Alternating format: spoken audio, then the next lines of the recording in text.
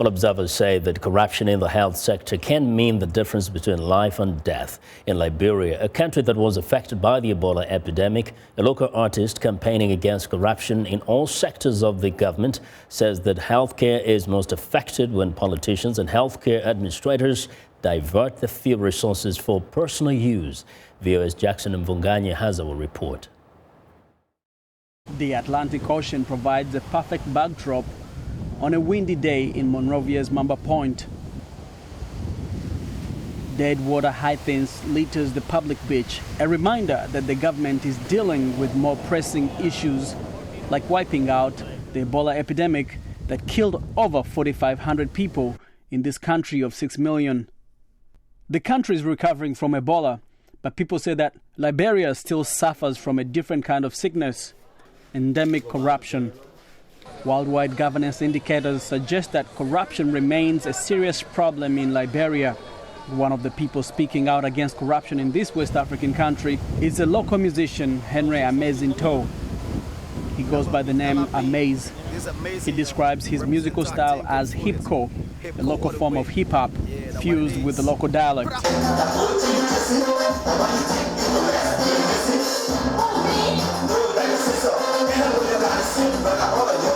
I want my music to change this world, especially in Liberia where corruption has eaten us up.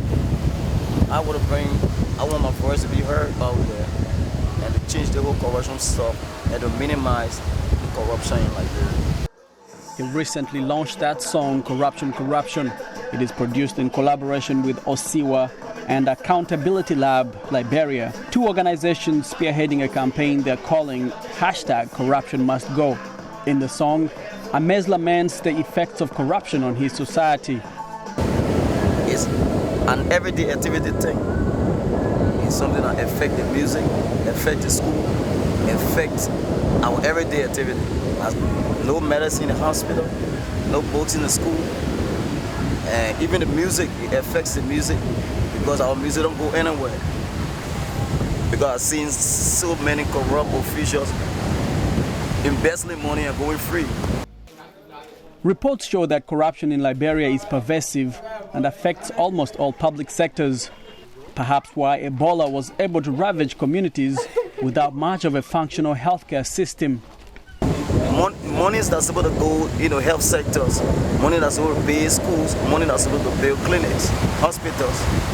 It's been going in people's pockets, in family homes, while the whole nation suffers. So I feel very bad about it.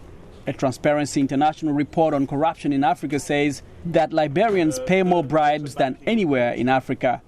Amay says that corruption is bred by a broken down value system that starts with how children are raised and how they are taught to understand the value of honesty in public service. We try to bring this message out that parents should be on alert, that you got to monitor the case as they grow up, because if you allow corruption grows into them, if they go to higher ministry or higher entity, the whole country going to be corrupt.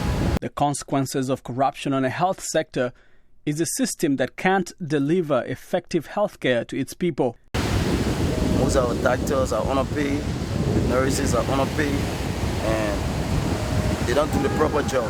For instance, if you got a patient and you rush to the hospital, they don't respond to that patient, maybe because that patient don't have sufficient money, so that patient ends up dying, so it affects the health system deeply.